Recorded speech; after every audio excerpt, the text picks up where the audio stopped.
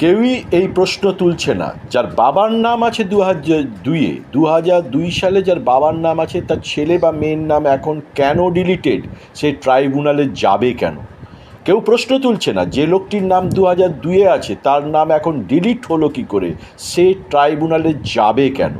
কেউ প্রশ্ন তুলছেন না। যে লোকটির পাসপোর্ট আছে 2002 পর থেকে, তার নাম এখন ডিলিট হলো কী করে, সে ট্রাইব্যুনালে যাবে কেন? কেউ প্রশ্ন তুলছে না। যে লোকটা মাধ্যমিক সার্টিফিকেট দিয়েছে তার নাম ডিলিট কেন হলো, সে ট্রাইব্যুনাল যাবে কেন?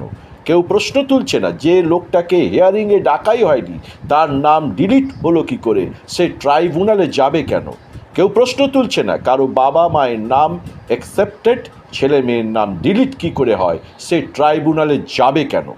কেউ প্রশ্ন তুলছে না। কারো 6 ভাই বোন, দুজনের নাম উঠেছে বাকিদের নাম ওঠেনি, উল্টে ডিলিট কী করে হয়, সে ট্রাইব্যুনালে যাবে কেন? কেউ প্রশ্ন তুলছে না। মেয়েদের বিয়ের পর পদবি চেঞ্জ হয়ই, গণহারে মেয়েদের নাম সেই ম্যাচ না হওয়ার কারণে ডিলিট কেন, সে ট্রাইব্যুনালে যাবে কেন? কেউ প্রশ্ন তুলছে না। 75, 80, 90 বছরের যে মানুষটা গত 50 বছর ধরে ভোট দিয়ে আসছে, তিনি লেখাপড়া জানেন না, ধরুন নামের একটু এদিক ওদিকের জন্য তাদের নাম ডিলিট, তারা ট্রাইব্যুনালে যাবেন কেন? ট্রাইব্যুনালে যাবেন কেন? তাহলে ট্রাইব্যুনালটা হলো কেন? যদি জানাই থাকে যে 60 লক্ষ বিচারাধীন ভোটারের 27 লক্ষ ভোটার নয়, নাগরিক নয়, তাহলে আবার ট্রাইব্যুনালের নাটক কেন? ওই ট্রাইব্যুনালে মাত্র 3টে আবেদন তড়িঘড়ি করে শোনা হয়েছে। 3টে আবেদনের ভিত্তিতে বিচার করে জানা গেছে 3জনই বৈধ ভোটার। তাহলে 100% আবেদন, 100% সফল। 3জন আবেদন করেছেন, 3জনই বৈধ ভোটার। তাহলে ধরে নিতে পারা যায় 27 লক্ষের মধ্যে অনেকেই বৈধ ভোটার বা 27 লক্ষই বৈধ ভোটার। তাহলে সব্বার নাম থাকা উচিত ভোটার লিস্টে।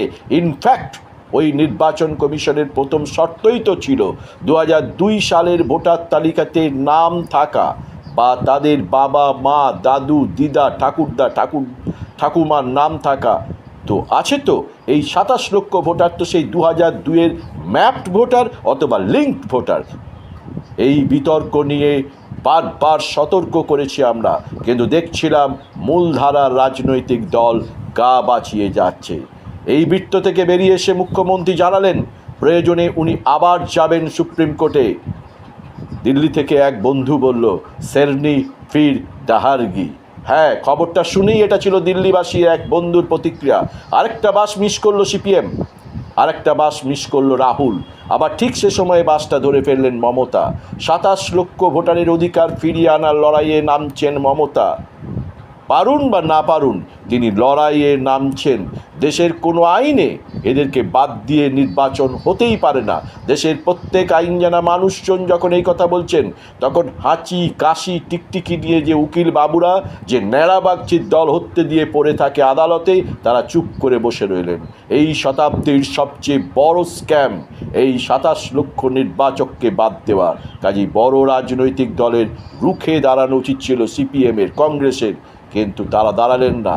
দাঁড়ালেন সেই একটা মাত্রই মহিলা মমতা বন্দ্যোপাধ্যায়। সেই 27 লক্ষ ভোটার নয়, বাংলার নির্বাচক মণ্ডলী দেখছেন ভোটের অধিকার, গণতান্ত্রিক অধিকার রক্ষার জন্য সেলিমের সিপিএম বা রাহুলের কংগ্রেস সেভাবে লড়ছে না।